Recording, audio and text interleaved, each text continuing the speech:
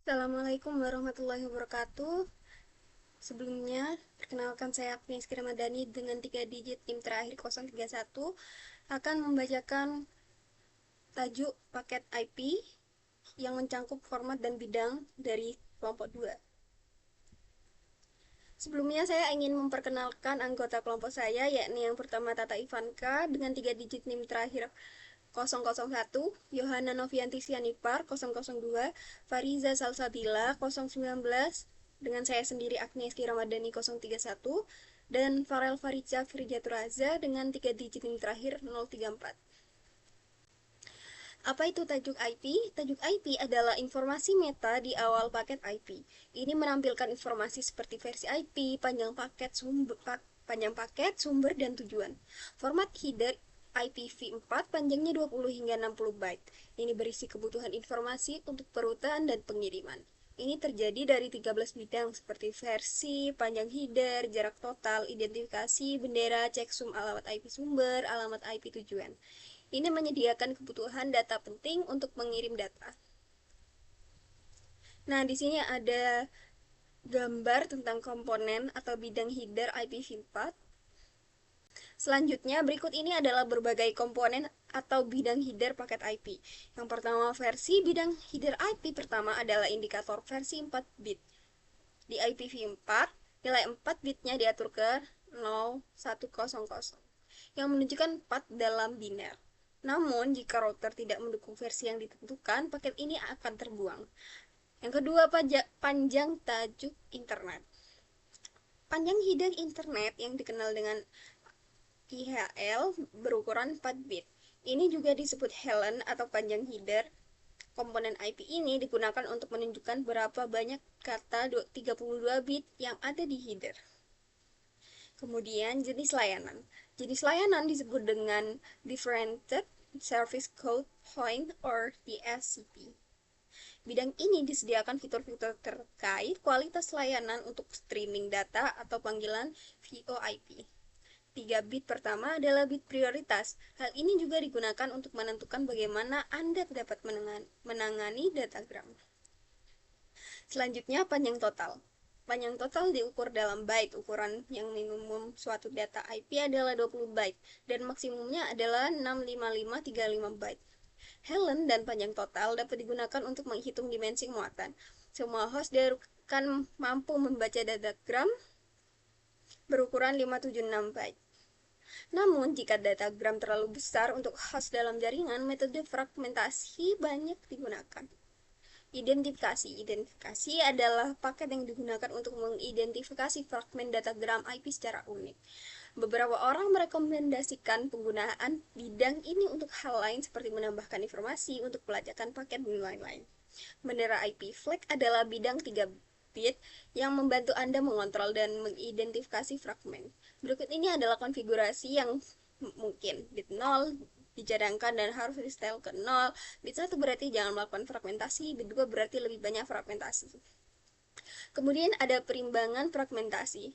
Fragment of size mewakili data byte di depan fragmen tertentu dalam datagram tertentu ditentukan dalam jumlah 8 byte yang memiliki nilai maksimum 56.528 byte. Kemudian ada waktu untuk hidup. Ini adalah bidang 8 bit yang menunjukkan waktu maksimum datagram akan aktif di sistem internet. Durasi waktu diukur dalam hitungan detik, dan ketika nilai TTL 0, maka datagram akan terhapus. Setiap kali datagram diproses, nilai TTL-nya berkurang 1 detik. TTL digunakan dalam datagram tidak terkirim dan dibuang secara otomatis. Nilai TTL bisa dari 0 hingga 255. Protokol header IPv4 ini dicadangkan untuk menunjukkan bahwa protokol internet digunakan bagian terakhir datagram. Misalnya 6 digit angka yang banyak untuk menunjukkan TCP dan 17 digunakan untuk menunjukkan protokol UDP. Pemeriksaan tajuk, yakni komponen berikutnya adalah bidang checksum header 16 bit yang digunakan untuk memeriksa kesalahan pada header. Header IP dibandingkan dengan nilai checksumnya. Jika checksum header tidak cocok, maka paket akan dibuang. Alamat sumber. Alamat sumber adalah alamat 32 bit dari sumber yang digunakan untuk paket IPv4. Nah, alamat tujuan juga berukuran 32 byte untuk menyimpan alamat penerima. Opsi IP ini adalah bidang opsional header IPv4 yang digunakan ketika nilai IHL atau panjang header internet diatur lebih besar dari 5. Ini berisi nilai dan pengaturan yang terkait dengan kenyamanan, catatan rute, dan cap waktu, dan lain-lain. Anda dapat melihat daftar opsi tersebut, komponen di akhir dengan akhir opsi atau IOL dalam banyak kasus. Tanggal bidang ini menyimpan data dari lapisan protokol dan yang telah menyerahkan data tersebut ke lapisan IP. Sekian dari saya, materi selanjutnya akan dibacakan oleh teman saya. Baiklah, di sini saya akan menjelaskan lanjutan dari teman saya, yaitu kelas alamat IP. Nah, berikut daftar isi dari kelas alamat IP. Pertama ada apa itu alamat IP, yang kedua ada kelas tajuk IP, ketiga bagaimana cara kerja alamat IP, terus keempat ada apa itu pengalamatan berkelas, terus ke 5 jaringan kelas A, kelas B, kelas C, kelas D, kelas E, lalu ada keterbatasan pengalamatan IP berkelas, lalu ada aturan untuk menetapkan ID jaringan dan kesimpulan. Yang pertama, apa itu alamat IP? Alamat IP adalah label numerik yang ditetapkan ke perangkat yang terhubung ke jaringan komputer yang menggunakan IP untuk komunikasi. Alamat IP bertindak sebagai pengidentifikasi untuk mesin tertentu di jaringan tertentu. Ini juga membantu Anda mengembangkan koneksi virtual antara tujuan dan sumber. Alamat IP juga disebut nomor IP atau alamat internet. Ini membantu uh, Anda untuk menentukan format teknis dari skema pengalamatan dan paket. Sebagian besar jaringan menggabungkan TCP dan dengan IP. Alamat IP terdiri dari 4 angka. Setiap angka berisi 1 hingga 3 digit dengan 1 titik memisahkan setiap angka atau kumpulan digit. Nah, alamat IP dibagi menjadi 2 bagian. Yang pertama ada awalan, yaitu bagian awalan alamat IP mengidentifikasi jaringan fisik tempat komputer terhubung. Awalan juga dikenal sebagai alamat jaringan. Lalu yang kedua ada sufiks. Bagian sufiks mengidentifikasi masing-masing komputer jaringan. Akhiran ini juga disebut alamat host.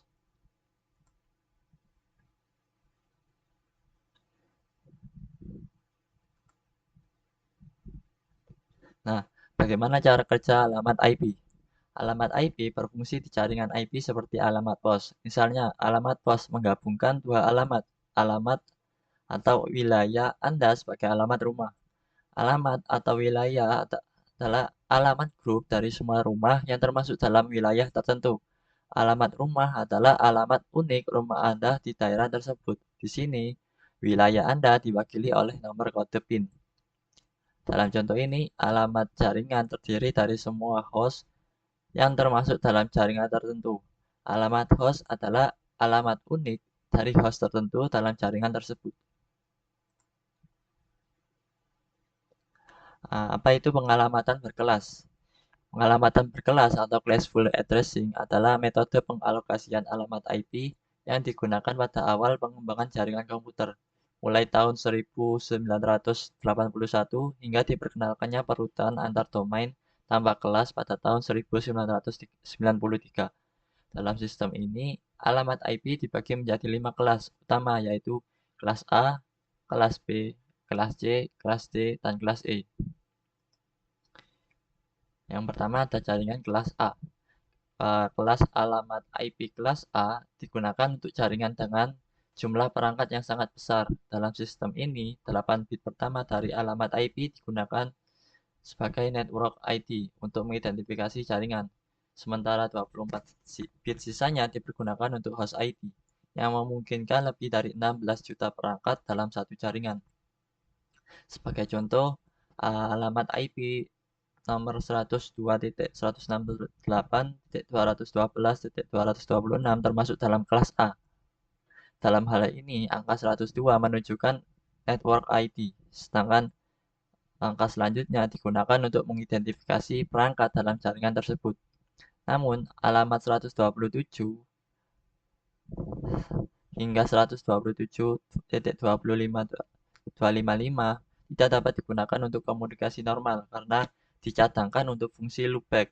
Ini digunakan untuk pengujian dan diagnostik, memungkinkan perangkat lunak untuk mengirim dan menerima data ke dirinya sendiri.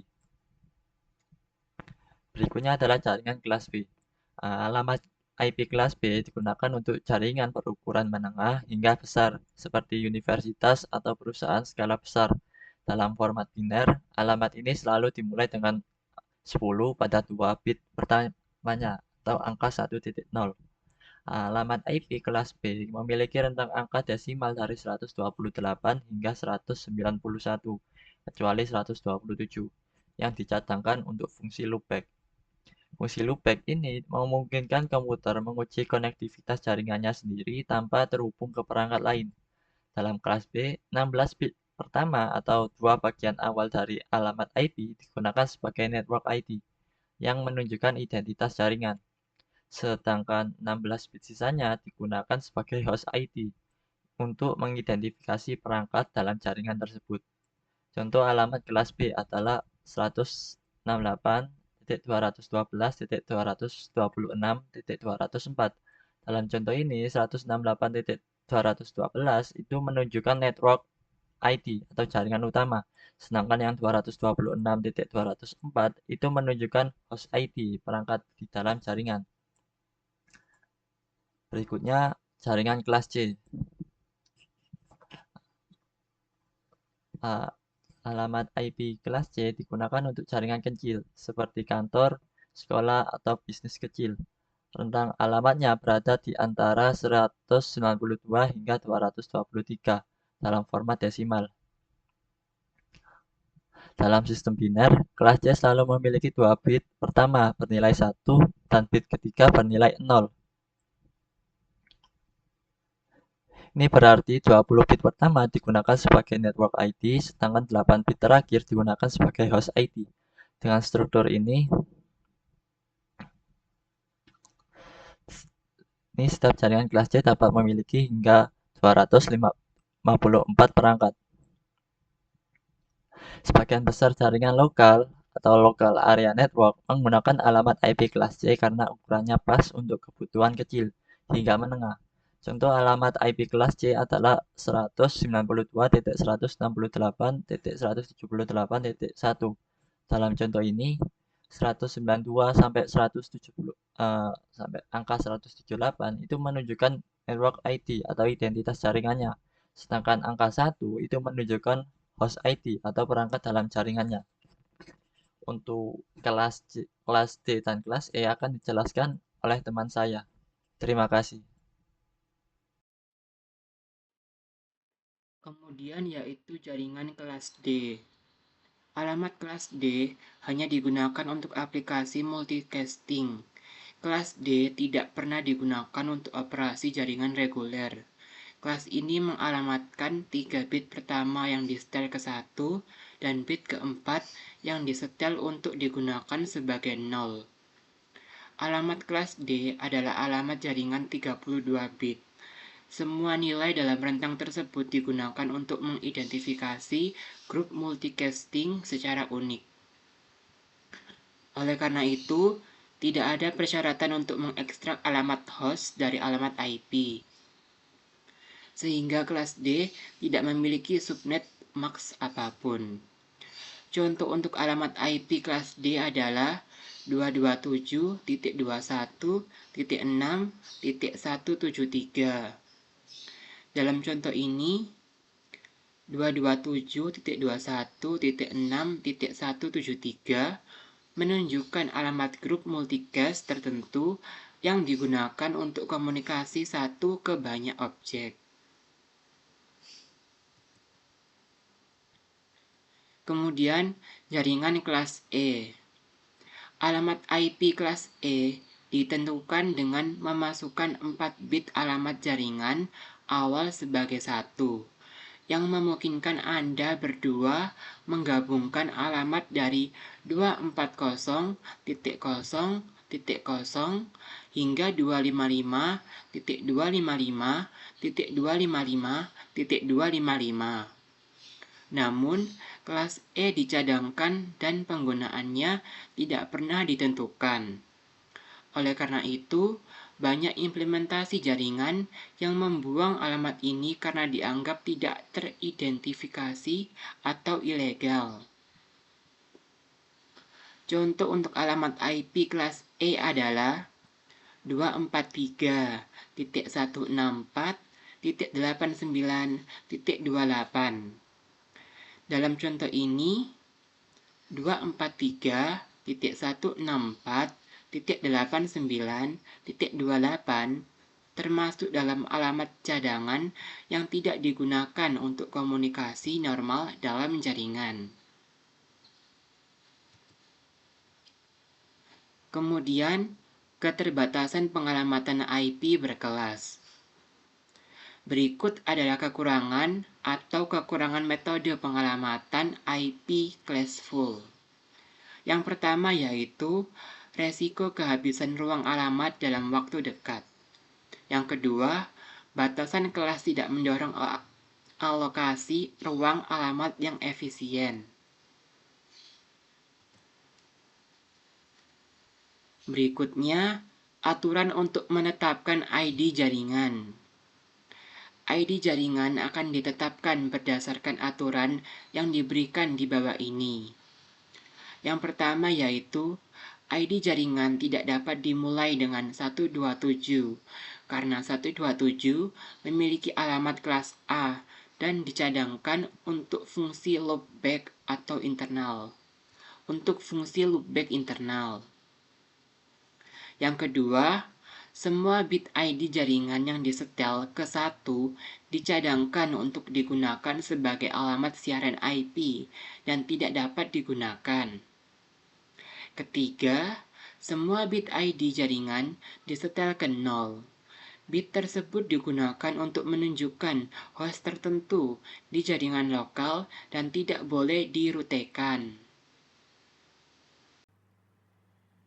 Nah, kesimpulannya yaitu alamat IP atau protokol internet adalah label numerik yang ditetapkan ke perangkat yang terhubung ke jaringan komputer yang menggunakan IP untuk komunikasi. Kemudian alamat IP dibagi menjadi dua bagian, yaitu awalan dan akhiran. Alamat IP berfungsi di jaringan seperti alamat pos. Misalnya, alamat pos menggabungkan dua alamat atau wilayah Anda sebagai alamat rumah Anda. Nah, dalam jaringan tipe kelas A, 8 bit pertama, disebut juga oktet pertama, mengidentifikasi jaringan dan sisanya memiliki 24 bit untuk host ke dalam jaringan tersebut. Dalam jaringan tipe kelas B, 16 bit pertama dikenal sebagai 2 oktet, membantu Anda mengidentifikasi jaringan. Sisa 16 bit lainnya yang menunjukkan host dalam jaringan. Di kelas C, 3 oktet digunakan untuk membuat identasi jaringan. IP ini berkisar antara 192 hingga 223. Alamat kelas D adalah alamat jaringan 32 bit. Semua nilai dalam rentang tersebut digunakan untuk mengidentifikasi grup multicast secara unik. Alamat IP kelas E ditentukan dengan memasukkan 4 bit alamat jaringan awal sebagai 1. Nah, kelemahan utama kelas alamat IP adalah risiko kehabisan ruang alamat dalam waktu dekat. Aturan penting untuk menetapkan ID jaringan adalah bahwa ID jaringan tidak dapat dimulai dengan 127 karena nomor ini memiliki alamat kelas A dan dicadangkan untuk fungsi loopback internet. Baik, materi selanjutnya yaitu kabel straight through versus kabel crossover. Nah, materi yang pertama kita bahas yaitu tentang perbedaan utama antara kabel straight through dan kabel crossover. Nah, kabel crossover sendiri memiliki susunan kabel yang disilangkan, di mana pin 1 terhubung ke pin 3 dan pin 2 ke pin 6. Sedangkan pada kabel straight through, susunan kabelnya tetap one-to-one, artinya setiap pin di satu ujung tersambung dengan pin yang sama di ujung lainnya. Kabel straight through lebih sering digunakan untuk menghubungkan perangkat yang berbeda jenis, seperti komputer ke modem atau switch. Kemudian kabel crossover, yaitu sebaliknya, biasanya dipakai untuk menghubungkan perangkat yang sejenis, misalnya komputer ke komputer atau router ke router. Contohnya, misalnya kalau kita mau transfer file langsung antara dua laptop tanpa router, kita bisa pakai kabel crossover. Nah, selanjutnya yaitu apa itu kabel Ethernet? Nah, kabel Ethernet sendiri adalah kabel jaringan yang digunakan untuk menghubungkan dua perangkat dengan kecepatan tinggi. Kabel ini terdiri dari 4 pasang konduktor yang dipilih untuk mengurangi gangguan sinyal. Di ujungnya kita menggunakan konektor RJ45 untuk menyambungkan kabel ke perangkat jaringan. Nah, kabel Ethernet sendiri ada beberapa kategori, yaitu Cat5 yang mendukung kecepatan hingga 100 Mbps, kemudian ada Cat5e dan Cat6 yang bisa menangani kecepatan hingga 1000 Mbps atau 1 Gbps. Jadi lebih cepat dan stabil untuk jaringan modern. Kemudian apa itu kabel straight rope? Nah, kabel ini adalah kabel jaringan sejenis twisted pair yang paling umum digunakan. Setiap ujung kabel menggunakan standar pengkabelan yang sama, yaitu T568A atau T568B. Karena konsistensinya, kabel ini sering digunakan untuk menghubungkan komputer ke jaringan lain seperti router atau switch. Nah, pada gambar di bawah ini kita bisa lihat susunan warna kabelnya. Dengan standar ini, semua perangkat bisa terhubung dengan baik tanpa ada gangguan koneksi. Yang selanjutnya yaitu kabel crossover. Kabel crossover merupakan jenis Cat5 yang salah satu ujungnya berkonfigurasi 4568A dan ujung lainnya berkonfigurasi 4568B. Pada sambungan kabel jenis ini, pin 1 disilangkan dengan pin 3 dan pin 2 disilangkan dengan pin 6. Nah, kabel crossover ini digunakan untuk menghubungkan dua atau lebih perangkat komputasi.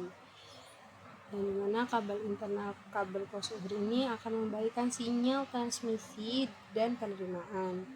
Kabel ini banyak digunakan untuk menghubungkan dua perangkat dengan tipe yang sama, misalnya dua komputer atau dua saklar satu sama lain. Dari segi tampilan fisik, kabel crossover Ethernet ini sangat mirip dengan kabel biasa, yaitu kabel Ethernet. Namun, mereka memiliki perbedaan dalam hal urutan susunan kabel. Kabel Ethernet jenis ini dibuat untuk terhubung ke perangkat jaringan sejenis melalui Ethernet secara langsung, sedangkan kabel crossover banyak digunakan untuk menghubungkan dua host secara langsung. Selanjutnya yaitu ada perbedaan kabel straight through dan kabel crossover. Yang pertama yaitu kabel straight through merupakan jenis Cat5 dengan konektor EJ45 di setiap ujungnya dan masing-masing mempunyai pin out yang sama. Sedangkan crossover jenis Cat yang salah satu ujungnya berkonfigurasi 4568A dan ujung lainnya berkonfigurasi 4568B. Selanjutnya yaitu ini kabel straight through ini format kabel yang paling umum digunakan untuk kabel jaringan, sedangkan crossover itu hanya digunakan untuk aplikasi tertentu. Yang ketiga yaitu kalau kabel straight through itu dia juga dapat digunakan ke port LAN router, ke port uplink switch hub, dan kalau crossover ini dapat menghubungkannya ke port LAN router dan ke port regular switch atau hub. Selanjutnya yaitu kabel straight through ini menghubungkan komputer dengan kabel atau port LAN, sedangkan kalau crossover terhubung dengan port LAN router dengan port normal. Yang kelima yaitu sebaiknya menggunakan kabel straight through ini saat ingin menghubungkan dua perangkat yang berbeda jenis. Kalau misalnya crossover ini kalau ingin menghubungkan dua perangkat yang berjenis sama. Yang keenam yaitu kabel straight through ini dapat membantu menghubungkan port 1 router ke port LAN kabel atau modem DSL. Lalu kalau crossover ini juga dapat menghubungkan dua switch atau hub dengan menggunakan port normal di kedua switch atau hub. Dan yang terakhir yaitu kalau kabel straight through ini terutama digunakan menghubungkan tidak seperti perangkat. Sedangkan kalau crossover banyak digunakan untuk menghubungkan perangkat sejenis. Selanjutnya yaitu kapan saja kita dapat menggunakan kabel straight through. Yang pertama yaitu ketika kita ingin menghubungkan komputer ke port normal atau switch atau hub. Yang kedua yaitu dapat digunakan untuk menghubungkan komputer ke port line modem kabel atau DSL. Yang ketiga yaitu untuk menghubungkan port 1 router ke port line modem kabel atau DSL. Dan yang terakhir yaitu hubungkan dua switch atau hub dengan salah satu hub atau switch menggunakan port upline dan satu lagi menggunakan port normal. Lalu selanjutnya yaitu kalau crossover kapan digunakannya. Yang pertama yaitu dapat menggunakan komputer ke komputer tanpa switch atau hub. Lalu yang kedua yaitu perangkat jaringan ke perangkat jaringan, misalnya root ke router. Lalu kabel crossover memungkinkan seseorang untuk membuat koneksi langsung antara dua perangkat komputasi menggunakan port Ethernet. Yang keempat yaitu untuk menghubungkan dua komputer secara langsung. Dan yang terakhir yaitu ini untuk menghubungkan dua switch atau hub dengan menggunakan port normal di switch atau hub. Lalu kabel straight through versus crossover, pilih yang mana?